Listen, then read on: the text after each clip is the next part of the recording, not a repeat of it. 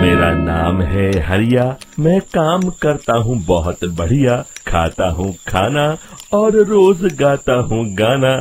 अरे यार, आज तो बहुत देर हो गई। इस खतरनाक जंगल को देखकर तो मेरे हाथ पैर ठंडे हो गए हैं। अगर मैं वक्त पर गांव नहीं पहुंचा तो मालिक बहुत नाराज हो जाएंगे। तभी हरिया को एक आवाज सुनाई देती है। सुनिए हरु जी। अरे, ये आवाज किसने दी? तभी हरिया को सामने कुछ दूर एक औरत खड़ी दिखाई देती है। अरे भाई, ये औरत अकेली इतनी रात को इस जंगल में क्या कर रही है? चलकर पूछना पड़ेगा। फिर हरिया अपनी बैलगाड़ी उस औरत के सामने लाकर रोक देता है और उससे पूछता है। अरे सुनिए, आप इतनी रात को इस खतरनाक जंगल में अकेली क्या कर रही हैं? तभी वो औरत मीठी आवाज में कहती है। अरे हरु जी, आप आ गए। मैं कब से आपका इंतजार कर रही थी। वैसे तो यहाँ से काफी लोग गुजर चुके हैं, लेकिन मैं खास आपका इंतजार कर रही थी। अच्छा, तुम सच कह रही हो? मुझे तो यकीन नहीं हो रहा है। वो क्या है ना, आज तक किसी ने मुझसे इतने प्यार से बात नहीं की।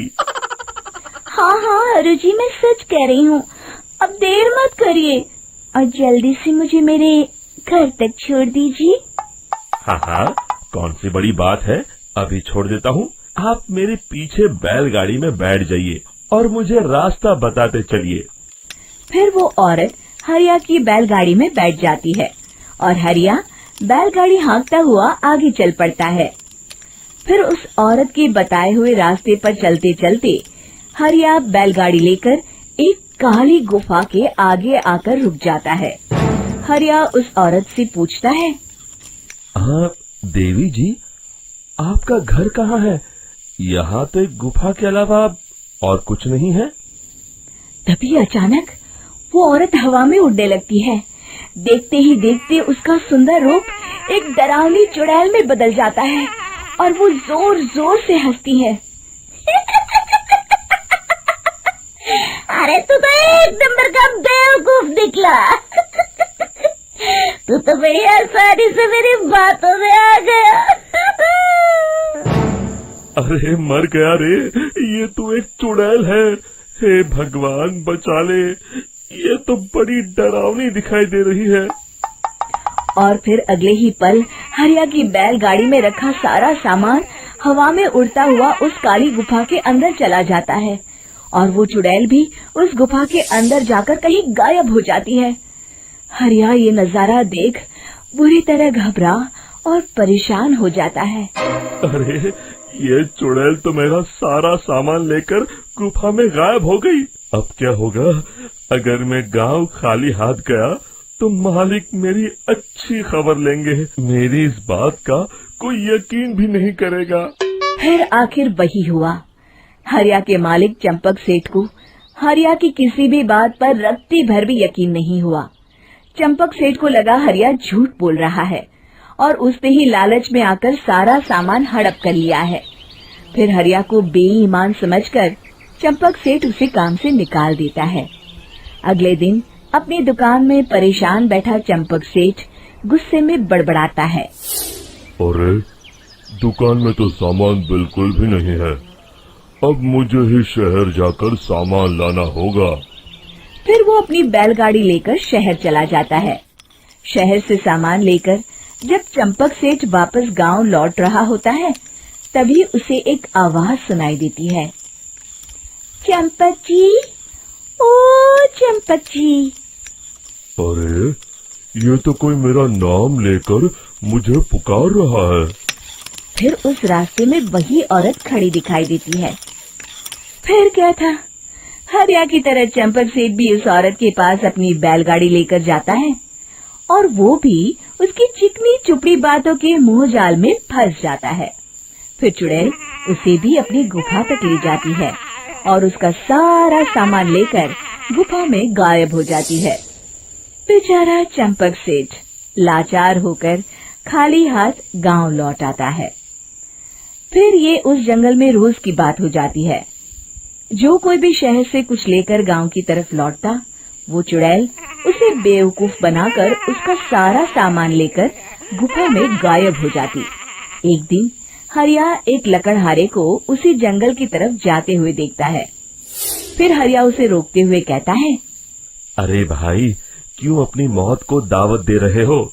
मेरी बात मानो, आगे जंगल में मत जाओ, वहाँ एक बड़ी भयानक चुड़ैल रहती है।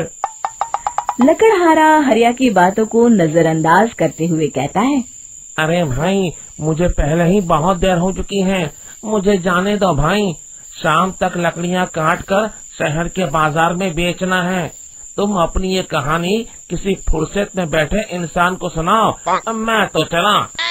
इतना कहकर लकड़हारा वहाँ से आगे जंगल की तरफ चला जाता है। फिर अगले दिन गांव के मुखिया के घर के बाहर बहुत सारे लोग जमा हो जाते हैं।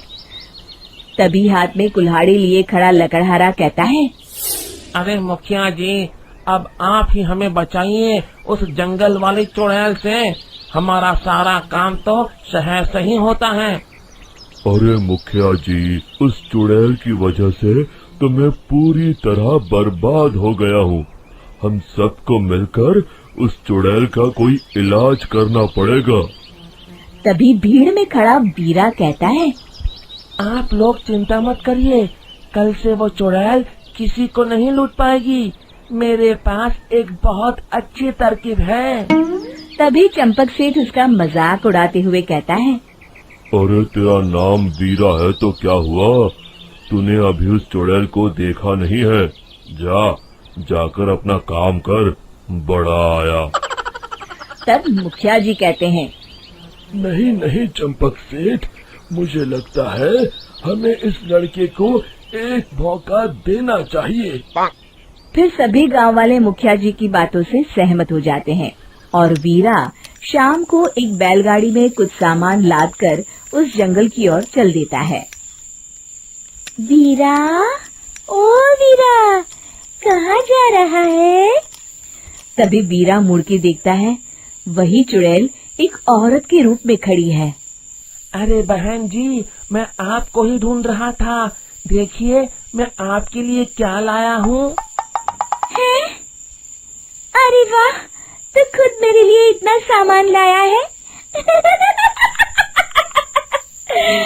तू ही अकेला गांव में समझदार है। जरा देखो, मैं भी खोल के, बड़े भूख लगी है। जैसे ही चुड़ैल उस सामान पर से कपड़ा हटाती है, एक भगवान शिव की तेज रोशनी उसके अंदर मूर्ति से निकलती है और चुड़ैल अपने असली रूप में आकर जलने लगती है। अरे मैं जल रही हूँ, बचाओ, बचाओ, ओम नमः शिवाय, मर गई मैं। देखते ही देखते वो चुड़ैल राख के साथ उड़ जाती है और सभी गांव वाले भी वहां आ जाते हैं। शिक्षा बुराई पे सदा अच्छाई की ही जीत होती है।